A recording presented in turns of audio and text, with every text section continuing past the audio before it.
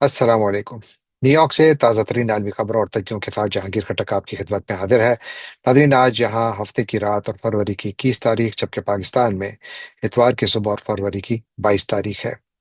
Nadreen, आज की programme की इब्तदा यहाँ न्यूयॉर्क से करते हैं, जहाँ पर एक बहुत बड़ा बर्फानी तूफान आने को है। ख्याल है कि ये 2017 के बाद इस शहर में आने वाला सबसे बड़ा तूफान होगा, जिसमें कि शायद कुछ इलाकों में 2 फुट तक बर्फ गिर सकती है। और साथ फिर बहुत ज़्यादा तेज़ हवाएं चलने का भी इम्कान है। इसीलिए इसको कहा जा रहा है कि स्नो ब्लिजर्ड है, यानी ये बर्फानी तूफान हकीकतन एक बहुत बड़ा है। यहाँ पर एक हंगामी हालत का ऐलान कर दिया गया है। शहर की इंतज़ामिया और जो शहर के मेयर हैं, ज़ोरान ममदानी, उन्होंने ऐलान किया है कि शहरी इंतज़ामिया तकरीबन कोई 5,000 लोगों को डिप्लॉय कर रही है, ताकि जो जितनी बर्फ आएगी, आ, यानी रोड्स और मुख्तलिफ गलियों को साफ रखने के लिए और उनको इस्तेमाल के काबिल रखने के लिए न सिर्फ ये कि शहरी इंतज़ामिया के ट्रक्स इस्तेमाल होंगे, उनका अमला इस्तेमाल होगा, जिनकी तादाद कोई 5,000 के करीब बताई जाती है, बल्कि अब उन्होंने वॉलंटियर्स को भी नौकरी देना, यानी आर्जी तौर पर उनको नौकरी देना शुरू कर दी है, कि जो बर्फ हटाने में काम करेंगे और उनकी मदद करेंगे शहरी इंतज़ामिया की। और शहरी इंतजामिया ने ऐलान किया कि उनको $19 फी घंटा इस काम की उजरत भी दी जाएगी। तो गोया यहाँ पर एक बहुत बड़ा तूफान आ रहा है, और यहाँ पर लोग बड़ी तैयारी कर रहे हैं, जिनमें मैं भी शामिल हूँ।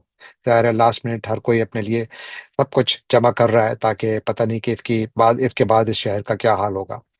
और फिर अब चलते हैं आज की दूसरी बड़ी खबर की जानिब, जो कि खैबर पख्तूनख्वा से आई, और उसके बाद फिर पाकिस्तान अफगानिस्तान बॉर्डर और अफगानिस्तान से आई। लेकिन पहले खबर तीरा की करते हैं, जहां पर के इत्तलात हैं कि एक गाड़ी पर मोटर गोला गिरा। देखिए, इस पर भी अब हर किस्म के, यानी मुख्तलिफ किस्म के बयानिए सामने आ रहे हैं।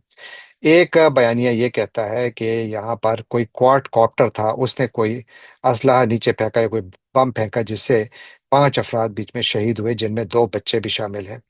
जबकि दूसरे जो ऐसे अकाउंट्स हैं, जिनका कहना है कि ये हमला बुनियादी तौर पर एक मोटर गोला था जो गिरा गाड़ी पर, और उस गाड़ी में फिर 5 अफराद शहीद हुए। ये वाकया अपर बाड़ा के रीजन, जिसे अकाखेल भी कहा जाता है, वहां पर हुआ। और इस वाकये के बाद जो लोग इसमें शहीद हुए, उनकी लाशें इनके लवाहिकीन ने बाड़ा में रखी, वहां पर उन्होंने एहतजाज शुरू कर दिया। क्या इन लोगों का, जिन्होंने कि अपनी जानें गंवाई इस रमज़ान के महीने में, क्या उनको इंसाफ मिल पाएगा? ये एक बहुत बड़ा सवाल है, क्योंकि आज तक तो पाकिस्तान में इस किस्म के वाकयात में जिन लोगों ने अपनी जानें गंवाई हैं, उनको इंसाफ नहीं मिला। जबकि इससे पहले बन्नू में भी एक बड़ा ही अफसोसनाक वाकया हुआ, जहां पर के एक दहशतगर्दों के खिलाफ ऑपरेशन के दौरान एक खुदकुश हमला हुआ, जिसमें कि एक लेफ्टिनेंट कर्नल समेत एक सिपाही भी बीच में शहीद हुए। जबकि कुछ अकाउंट से कहते हैं कि शायद शहादतें इससे ज्यादा हैं। शहीद होने वाले कर्नल शहजादा गुल का ताल्लुक मानसेरा से था, जबकि शहीद होने वाले सिपाही का ताल्लुक पेशावर से था। यानी दोनों का ताल्लुक खैबर पख्तूनख्वा ही से था। और इसके बाद फिर इत्तलात ये थी कि पाकिस्तान अफगानिस्तान पर हमले की तैयारी कर रहा है। हर तरफ ये खबर थी कि जी पाकिस्तान रिटेलिएट करेगा करेगा। और फिर पाकिस्तान के वक्त के मुताबिक इत्तलात ये आना शुरू हुई कि पाकिस्तानी जेट तैयारों और ड्रोन ने अफगानिस्तान के मुख्तलिफ हिस्सों में हमले किए हैं। फिर उसके बाद पाकिस्तान की वजारत इत्तलात की जानिब से बयान आया। वैसे हमेशा के लिए ISPR की जानिब से इस किस्म के ऐलानात किए जाते हैं, लेकिन चूंकि ये क्रॉस बॉर्डर एक कार्रवाई थी, तो इस मरतबा पाकिस्तान फौज ने अपने तर्जुमान को इस्तेमाल नहीं किया, बल्कि इस मरतबा पाकिस्तान की हुकूमत ने ऐलान किया कि जनाब, ये कार्रवाई हमने की है, और अफगानिस्तान में हमने 7 दहशतगर्दों के ठिकानों को निशाना बनाया है, जिसमें कि हर किस्म की इत्तलात हैं। क्योंकि कुछ ये कह रहे हैं कि जी वहां पर 100 के करीब दहशतगर्दों को मारा गया है। उनमें किसी एक कमांडर का नाम भी लिया जा रहा है कि जो उसमें मारे गए हैं। जबकि अफगानिस्तान से बिल्कुल इसके बरक्स इत्तलात आ रही हैं। अफगानिस्तान में जो उनका सरकारी मीडिया है और जो उनके हुकूमती तर्जुमान है, जबीउल्लाह मुजाहिद, उनका कहना है कि पाकिस्तान ने अफगानिस्तान के मुख्तलिफ इलाकों में कार्रवाइयाँ की, जिनमें कि पख्तीका और ननगरहार, ये 2 सूबे हैं जो कि पाकिस्तान की सरहद से मुत्तसिल हैं। वहां पर उनके 2 मुख्तलिफ डिस्ट्रिक्ट्स में 7 जगहों पर पाकिस्तान ने बमबारी की। और उनमें से एक जो वाक़या है, जहां पर के बम एक घर पर गिरे, वो कहते हैं प्राइवेट रिहाइशगाह थी, और वहां पर उस घर का जो मालिक है या जो शख्स उस पर रहता है और वो अपने ख़ानदान के साथ रहता है, اور جس میں اس کے تقریباً سارا خاندان بیچ میں شہید ہو گیا۔ اس کا نام شہاب الدین ہے، اور وہ کہتا ہے کہ میں تو یہاں پر زمیندار ہوں، میرا تو کسی گروپ سے کوئی تعلق ہی نہیں ہے، اور جو لوگ بیچ میں شہید ہوئے ہیں ان میں بچے اور خواتین بھی شامل ہیں۔ وہ کہتے ہیں کہ ایک ہی خاندان کے کم از کم 17 افراد ایک گھر میں شہید ہوئے، جبکہ ایک اطلاع یہ بھی ہے کہ ایک مدرسے پر بھی حملہ کیا گیا، جہاں پر کہ پوری معلومات ابھی تک سامنے نہیں آئی، لیکن جو فوٹیجز آ رہے ہیں فی الحال زیادہ فوکس اس علاقے میں ہے جہاں پر کہ یہ ایک گھر پر حملہ ہوا اور اس میں پورا خاندان تقریباً بیچ میں شہید ہو گیا۔ اب اس کے بعد افغانستان کی جانب سے اس کو کنڈیم کیا جا رہا ہے، پاکستان کی جانب سے اس کا دفاع کیا جا رہا ہے۔ پاکستان اس کو دنیا کے سامنے ایسے پیش کر رہا ہے کہ پاکستان نے اپنے دفاع میں یہ کارروائی کی ہے، یعنی سیلف ڈیفنس میں کارروائی کی ہے، کیونکہ پاکستان کے اوپر مسلسل حملے ہو رہے ہیں اور حالیہ دنوں میں واقعی ہوئے ہیں۔ ہم نے دیکھا خودکش حملہ اسلام آباد میں ہوا، وہاں پر شہادتیں ہوئیں، اور پھر خیبر پختونخوا میں تو یہ ڈیلی کا روٹین بن چکا ہے، جس میں کہ تازہ ترین واقعہ لیفٹیننٹ کرنل شہزادہ گل کی شہادت کا ہے۔ تو اب پاکستان اور افغانستان کے درمیان جو پہلے سے ایک جنگی کیفیت تھی، اب اس جنگی کیفیت میں ایسی شدت آ گئی ہے کہ ہمیں یہ ایکسپیکٹ کرنا چاہیے کہ افغانستان ریٹیلیٹ کرے گا۔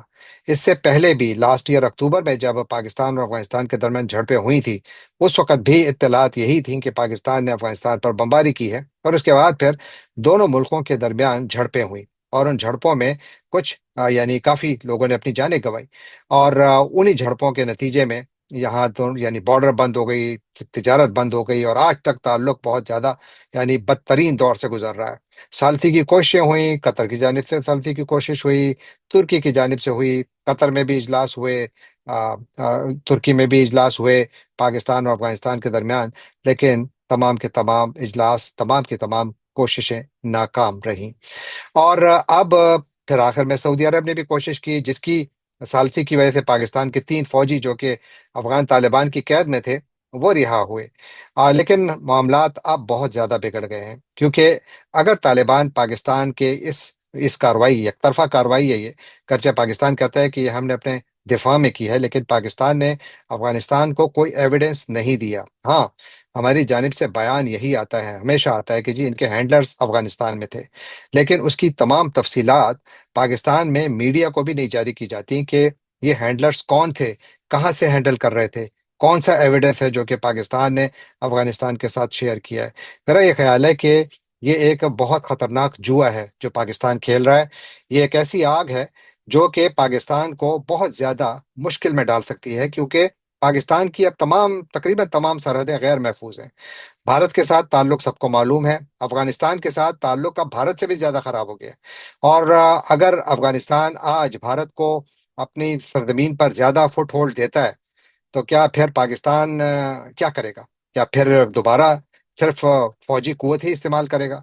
اور دوسرا یہ ہے کہ اس پورے واقعے نے اگر ریٹیلیشن آتی ہے تو پاکستان پھر ریٹیلیٹ کرے گا، اس کا مطلب ہے کہ ایک محدود جنگ ہو سکتی ہے۔ اگر وہ محدود جنگ ہو بھی جائے، اور اس کے بعد پھر ظاہر ہے سیز فائر تو ہونی ہوتی ہے، اور اس مرتبہ بھی ہوگی، خدا نہ کرے کہ جنگ ہو، لیکن میں اس لیے کہہ رہا ہوں کہ اگر ریٹیلیشن آتی ہے اور پاکستان کے جانب سے جواب بھی آتا ہے، تو یقیناً معاملات ہاتھ سے نکل سکتے ہیں۔ اور اس کے نتیجے میں سب سے بڑا سوال یہ ہے کہ یہ تمام کارروائی کس لیے شروع کی گئی تھی؟ یہ اس لیے شروع کی گئی تھی کہ پاکستان کا وہ جائز گلا کہ افغانستان کی سرزمین پر ٹی ٹی پی کے ٹھکانے ہیں، ٹی ٹی پی کے دہشت گرد موجود ہیں، لیکن کیا اس کا ایویڈنس ہم نے افغانستان کو پبلکلی پیش کیا ہے کہ یہ وہ ٹھکانے ہیں جہاں پر کہ یہ لوگ ہیں؟ ہم آپ کو اتنا ٹائم دے رہے ہیں، ہم آپ کے ساتھ تعلق خراب نہیں کرنا چاہتے، لیکن یہاں سے ہمارے مسائل پیدا ہو رہے ہیں۔ اگر آپ نے ان کو بند نہ کیا یا ان لوگوں کو یہاں سے نہ ہٹایا، تو پھر ہم کارروائی کرنے کا حق محفوظ رکھتے ہیں، اور اس کے بعد اگر آپ کارروائی کریں تو شاید اس میں کوئی ایسا راستہ یا رابطہ بنے کہ جس کے بنیاد پر آپ یہ کہہ سکتے ہیں کہ جناب ہم نے آپ کو پورا ٹائم دیا۔ لیکن یہاں پر ہوتا یہ ہے کہ جو ہی معاملات بگڑتے ہیں تو اس کے بعد پاکستان ایویڈنس کی طرف نہیں جاتا، بات چیت کی طرف نہیں جاتا، سیدھا بمباری کی طرف جاتا ہے۔ آپ کو میں 3 4 دن پرانا خواجہ محمد آصف کو بیان یاد دلاتا ہوں کہ جہاں پر انہوں نے جس قسم کا بیان داغا تھا، تو لگتا تھا کہ شاید ان کو پتا تھا کہ پاکستان بمباری کرنے والا ہے، کیونکہ انہوں نے کہا تھا کہ اگر پاکستان پر حملہ ہوا تو پاکستان افغانستان پر بمباری یا حملے سے نہیں ہچکچائے گا۔ یہ خواجہ آصف کی وارننگ تھی۔ اور اس کے بعد پھر حملہ بھی ہوا، بلکہ حملے ہوئے، اور پھر پاکستان کی جانب سے کارروائی بھی کی گئی۔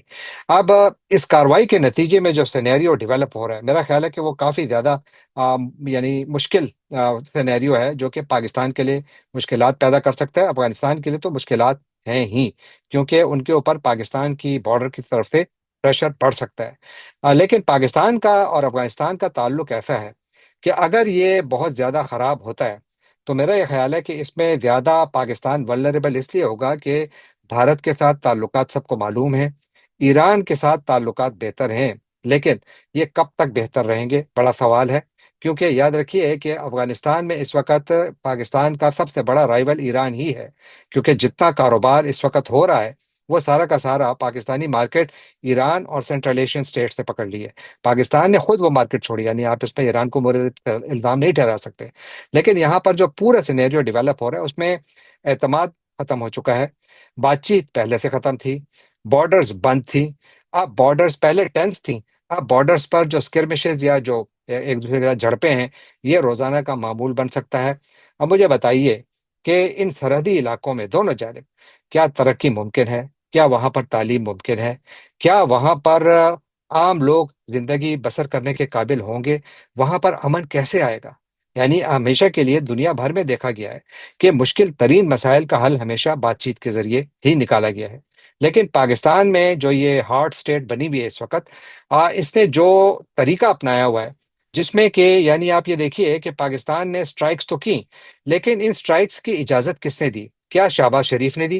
شہباز شریف تو لندن میں تھے، شاید آج پہنچے ہیں، آئی ایم ناٹ شیور کہ ان کی پاکستان آمد ان سٹرائک سے پہلے کی ہے یا بعد کی ہے، آئی ایم ناٹ شیور، لیکن یہ واضح ہے کہ کیا شہباز شریف سے کوئی پوچھے گا کہ ہم افغانستان پر حملہ کر رہے ہیں، یا ان کا اپروول درکار ہے، یا کوئی سمجھتا ہے کہ ان کا اپروول چاہیے؟ میرا نہیں خیال۔ تو اس لیے یہاں پر اس وقت جو جس طریقے سے ہماری ریجنل اور فورن پالیسی کو چلایا جا رہا ہے یہ بہت زیادہ نی جرک ریئیکشن پر مبنی ہے، اس میں پرو ایکٹیویزم نہیں ہے، یہ ری ایکٹیو پالیسی ہے، جس میں کہ ایک کچھ ہوتا ہے اس کے بعد پھر ہم ریئیکٹ کرتے ہیں۔ دوسرا، ہم لوگوں نے اپنے گھر کے اندر بھی ماحول کا اتنا بیڑا غرق کیا ہوا ہے، جس قسم کی ہیومن رائٹس وائلیشنز ہو رہی ہیں، جس قسم کی اسٹیٹ ریپریشن ہے، جس طریقے سے ریاست خود کئی جگہوں پر آگے آتی ہے پھر پیچھے چلی جاتی ہے، جس طرح کہ آج خبر ہے کہ پاکستان نے جو وہ اربوں روپے کے یعنی انویسٹمنٹ سے فائر وال لگائی ہوئی تھی، وہ انہوں نے خود ہی ختم کر دی۔ وجہ یہ تھی کہ وہ ہمارے سسٹم کے ساتھ بالکل الائن ہی نہیں کرتی تھی، یعنی اس کے ساتھ وہ کام نہیں کر رہی تھی، تو اتنا زیادہ پیسہ لگانے کے بعد اس کا کچھ فائدہ نہیں ہوا، تو ریاست پیچھے ہٹ گئی۔ اور پھر ساتھ ہماری اکانومی کا بھی برا حال ہے، پہلے ہم ٹرانزیکشنل ریلیشنز میں یقین رکھتے تھے، اب ہم کلائنٹ سٹیٹ بنتے جا رہے ہیں، جہاں پر کہ ہم دوسری سٹیٹس کی خدمت کر رہے ہیں، تو افغانستان کے ساتھ جو معاملات جس طرف جا رہے ہیں یہ بگاڑ کی طرف جا رہے ہیں۔ اور اس میں یاد رکھیے کہ قطر نے سالفی کر لی، اس کے بعد آپ دیکھیے قطر پیچھے ہٹ چکا ہے، قطر بیچ میں نہیں آ رہا، قطر ابھی دوبارہ آئے گا، میرا خیال ہے آئیں گے، سارے ممالک آئیں گے، لیکن کس حد تک آئیں گے؟ کیونکہ اس سے پہلے بھی خبریں یہ تھیں کہ پاکستان نے قطر پر الزام لگایا تھا کہ یہ افغان طالبان کے زیادہ قریب ہے، یہ جانبدار ہے، تو اس لیے وہاں پر معاملات بگڑے۔ پھر ترکی نے بھی ثالثی کی پیشکش کی، ثالثی بھی کی، پھر خبریں یہ آئیں کہ ترکی کے وزیر دفاع اور ان کے انٹیلیجنس چیف پاکستان کا دورہ کریں گے، آئے وہ نہیں آئے، اس کے بعد ترکی بھی پیچھے ہٹ گیا، پھر بیچ میں سعودی عرب کھودا، سعودی عرب کے ذریعے بھی بات چیت ہوئی، لیکن پھر وہ بھی ناکام ہو گئی، کیونکہ دونوں ملکوں کے درمیان ایک دوسرے پر بد اعتمادی اس حد تک بڑھ گئی ہے کہ اس کی وجہ سے تعلقات جو ہیں وہ تقریباً ڈیریل ہو چکے ہیں۔ اور پھر اس کے بعد جو ہماری ہارٹ اسٹیٹ نے ہر بات کا سولوشن جو ہے وہ ملیٹریلی پیدا کرنے کی کوشش کر رہے ہیں، اور اس میں ہر جگہ پہ ناکامی ہو رہی ہے، کیونکہ دیکھیے آپ ایکسٹرنل ایلیمنٹس میں آپ کی تمام باتیں جائز بھی مان لی جائیں، لیکن آخر ہر ایک چیز کا ایک پروسیس ہوتا ہے۔ پاکستان میں کیا کیبنٹ کمیٹی اور سیکیورٹی کا اجلاس ہوا؟ کیا وہیں پر کوئی بریفنگ دی گئی؟ کیا وہاں پر کسی اقدامات کی منظوری دی گئی؟ پاکستان کی تو ساری کابینہ ہی باہر بیٹھی ہوئی تھی، تو فیصلہ کس نے کیا؟ دوسرا، پاکستان میں بار بار انٹیلیجنس فیلیئرز ہو رہے ہیں، یہ جو بنو کا واقعہ ہوا ہے جہاں پر کہ لیفٹیننٹ کرنل شہید ہوئے، اور اس سے پہلے اسلام آباد میں دیکھیں وہاں پر شہادتیں ہوئی، ہر جگہ پہ سب کچھ، یعنی بلوچستان میں دیکھیں، بلوچستان میں تو پورے کے پورے شہروں پر بی ایل اے نے عارضی قبضے کر لیے تھے، لیکن کیا آپ نے کہیں سنا کہ کسی کا احتساب ہوا ہماری سیکیورٹی اسٹیبلشمنٹ نے؟ کوئی نہیں ہوا۔ کیوں نہیں ہوا؟ ہونا چاہیے تھا، یہ کسی ادارے کے خلاف بات نہیں ہے۔ احتساب کا عمل تو ہمیشہ کے لیے نیشنل سیکیورٹی میں سب سے زیادہ کیا جاتا ہے، کیونکہ یہاں پر لوگوں کی جانیں ہوتی ہیں، وہ خطرے میں پڑتی ہیں۔ تو اس لیے پاکستان، میرا خیال ہے کہ یہ جو پاکستان نے جو کارروائی کی ہے، اب مجھے لگتا ہے کہ شاید اس میں انہوں نے کافی جلدی کی ہے، بہت بڑا جوا کھیلا ہے، کیونکہ پاکستان خود اس قسم کے یعنی بمباری کر کے افغانستان کے ساتھ بات چیت کے تمام دروازے بند کر رہا ہے۔ اور جب یہ دروازے بند کر دیے جائیں تو مجھے بتائیے کہ تصفیہ کہاں سے ہوگا؟ کیا آپ افغانستان پر قبضہ کریں گے؟ افغانستان پر تو نہ امریکی قبضہ کر پائے نہ روسی قبضہ کر پائے، کیا پاکستان کر پائے گا؟ اور اگر کر پائے گا تو قبضہ اس پر قائم بھی رکھا جا سکتا ہے؟ میرا خیال ہے ناممکن باتیں ہیں۔ لہذا پاکستان میں ایک ریئلٹی چیک ہونا چاہیے، بالکل اسی طرح میرا خیال ہے افغانستان کے اندر بھی طالبان لیڈرشپ میں بھی ایک ریئلٹی چیک ہونا چاہیے۔ ان کو بھی پاکستان کی جانب سے جو ان کی جائز شکایتیں ہیں ان پر کان دھرنے چاہیے، اور اپنی سرزمین کو دہشت گردی کے لیے استعمال ہونے نہیں دینا چاہیے۔ تو یہ ایک جائز بات ہے، لیکن ان تمام کے لیے جو بنیادی شرط ہے وہ اعتماد سازی کا عمل ہے۔ اگر ایک ملک دوسرے ملک پر بمباری کے ذریعے پیغام رسانی کرے تو بتائیے وہاں پر مذاکرات کہاں سے ہوں گے؟ اور وہاں پر کیا مذاکرات کے لیے فضا قائم ہوگی؟ وہاں پر تو جنگ کے لیے فضا قائم ہو رہی ہے۔ تو میرا خیال ہے کہ بہت رسکی فیصلہ تھا، اور اس سے یقیناً پاکستان کے لیے اس ریجن میں اور اسپیشلی افغانستان کے حوالے سے اس کی آپشنز کم ہو رہی ہیں، اور پاکستان اپنی آپشنز خود کم کر رہا ہے، جس میں نقصان پاکستان کی اکانومی کو بھی ہو رہا ہے اور ہماری جانوں کو بھی ہو رہا ہے۔ تو میں امید کرتا ہوں کہ افغانستان کی جانب سے ریٹیلیشن نہ آئے، اور یہ کہ پاکستان کے اندر جو لوگ یہ فیصلہ کر رہے ہیں کہ ہم فرنٹل جائیں گے، اور اس کے بعد پھر ان کے پاس کوئی ایگزٹ اسٹریٹجی نہیں ہے، تو یہ بہت خطرناک کھیل ہے، اور دونوں جانب بات چیت کے ذریعے معاملات کو آگے بڑھانا ہی عقل مندی کا تقاضا ہے، اور میرا خیال ہے دونوں ملکوں کو اسی جانب بڑھنا چاہیے۔ اب چلتے ہیں اگلی خبر کی جانب، اور وہ پاکستان اور صومالیہ کے درمیان تعلقات اور بات چیت ہے، کس حوالے سے؟ JF-17 کے حوالے سے۔ صومالیہ کی جو اپنی ان کی ایک بہت بڑی پبلیکیشن ہے، آج اس میں ایک بہت بڑی خبر چھپی، وہ کہہ رہے ہیں کہ صومالیہ اس وقت پاکستان کے ساتھ ایکٹیولی بات چیت کر رہا ہے کہ پاکستان سے وہ 24 JF-17 تھنڈر خریدے۔ اگر یہ ڈیل ہوتی ہے تو اس کی مالیت $900 ملین بتائی جاتی ہے، اور اس کے حوالے سے جو صومالین ایئر فورس کے جو کمانڈر ہیں، محمد شیخ علی، انہوں نے اسی مہینے یعنی فروری ہی میں پاکستان کا دورہ کیا، اور پاکستان کے جو مختلف اعلیٰ ترین فوجی قیادت ہے ان کے ساتھ انہوں نے ملاقاتیں کی، اور خیال یہ ہے کہ اس وقت صومالیہ بہت ایکٹیولی پاکستان سے طیارے خریدنا چاہتا ہے، اور یہ اگر کرے گا تو شاید یہ صومالیہ کا گزشتہ کئی دہائیوں میں سب سے بڑا فوجی سودا ہوگا۔ اگر یہ ہوتا ہے تو یقیناً اس سے پاکستان کو بھی کافی حد تک فائدہ ہو سکتا ہے، اگر یہ سودا ہو، کیونکہ ایسی اطلاعات اس سے پہلے بھی آئی ہیں۔ سعودی عرب کی اطلاع آئی تھی، پھر اطلاع یہ آئی کہ جناب سعودی عرب پر تو امریکہ نے پریشر ڈالا ہے کہ آپ نے پاکستان سے JF-17 نہیں خریدتے، اور یہ کہ آپ نے ترکی سے ان کا جو کان طیارہ ہے وہ بھی نہیں خریدا، اور پاکستان کے حوالے سے پھر یہی خبر آئی کہ سعودی عرب پاکستان سے پیچھے ہٹ رہا ہے۔ یہ بھی پاکستان کی سفارتکاری، اگر ان خبروں میں سچائی ہے، کیونکہ پہلے جو خبر آئی تھی وہ بھی کنفرم نہیں تھی، رائٹرز نے کہا تھا، اور رائٹرز ایک مستند ادارہ سمجھا جاتا ہے، تو اس لیے وہ بہت زیادہ فلیش ہوئی تھی۔ اور اب جو خبریں آ رہی ہیں تو وہ یہ ہے کہ شاید سعودی عرب پیچھے ہٹ چکا ہے یا ہٹ رہا ہے۔ یہ پاکستان کے لیے یقیناً اچھی خبر نہیں ہے۔ اور آخر میں ذکر صدر ڈونلڈ ٹرمپ کا۔ ڈونلڈ ٹرمپ کو ایک بہت بڑا دھچکا لگا امریکی سپریم کورٹ کی جانب سے۔ میں نے اس کا ذکر کل بڑی تفصیل سے کیا تھا کہ کس طریقے سے کہ امریکی سپریم کورٹ نے 3 کے مقابلے میں 6 جو ووٹوں کے ذریعے ایک فیصلہ دیا، کہ جس میں انہوں نے کہا کہ ڈونلڈ ٹرمپ کے دنیا بھر کے ممالک پر جو ٹیرفز لگانے کی جو پالیسی ہے وہ ان کے اختیار سے باہر ہے۔ اس کے بعد ٹرمپ انتظامیہ نے وہ ٹیرفز جو انہوں نے لگائے ہوئے تھے اس سے پیچھے ہٹ گئے۔ پھر ٹرمپ نے اعلان کیا کہ میں 10% ٹیرس پوری دنیا پر لگا رہا ہوں۔ آج اطلاع یہ ہے کہ ٹرمپ نے اعلان کیا ہے کہ میں 10 نہیں 15% ٹیرس لگا رہا ہوں، اور ان پر اطلاق 24 فروری سے ہوگا۔ لیکن یہاں پر ایک مسئلہ ہے۔ مسئلہ یہ ہے کہ ٹرمپ یہ ٹیرس تو لگا سکتے ہیں، لیکن قانون یہ کہتا ہے کہ یہ ٹیرس 5 ماہ سے زیادہ نہیں رہ سکتے۔ 5 مہینوں کے اندر اندر امریکی حکومت کو امریکی کانگریس سے اجازت لینی ہوگی کہ یہ جو ٹیرفز ہیں ان کو قائم رہنا چاہیے۔ اگر اجازت نہیں ملتی تو یہ ٹیرفز پھر ختم ہوں گے۔ اب اس سے ہو کیا رہا ہے؟ اس سے جو عالمی تجارتی نظام ہے اس کو بہت بڑا دھچکا لگ چکا ہے، بلکہ اب اطلاعات یہ ہیں کہ وہاں پر ایک بہت زیادہ غیر یقینی کی صورتحال پیدا ہو گئی ہے، جس سے کہ جو انٹرنیشنل ٹریڈ ہے اس کو کافی نقصان پہنچ سکتا ہے۔ گرچہ بہت سارے لوگ اس پر خوش بھی ہیں کہ ظاہر ہے کہ لوور ٹیرفز کا مطلب یہ ہے کہ ان کو زیادہ مارکیٹ ایکسس مل رہی ہے، چیزیں زیادہ بکیں گی، اور یہاں پر امریکہ میں بھی قیمتیں گر سکتی ہیں، گرچہ اس کا امکان فوری طور پر مجھے نظر نہیں آ رہا، لیکن لانگ ٹرم میں بالکل اس کا امکان ہے۔ لیکن اس کے جو اوور آل امپلیکیشنس ہیں انٹرنیشنل ٹریڈ کے لیے، وہ کہا جا رہا ہے کہ کافی ایڈورس ہیں، وہ ٹھیک نہیں ہے۔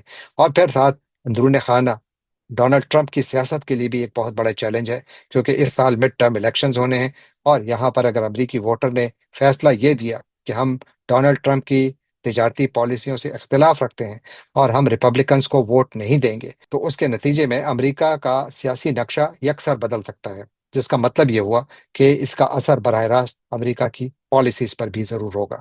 جانے سے پہلے آپ سے ایک مرتبہ پھر درخواست کہ آپ ہمارے چینل کو سبسکرائب کیجیے، لائک کیجیے، شیئر کیجیے، کامنٹ کیجیے، اور بیل آئیکن کو کلک کرنا نہ بھولیے گا۔ آپ کا بہت بہت شکریہ۔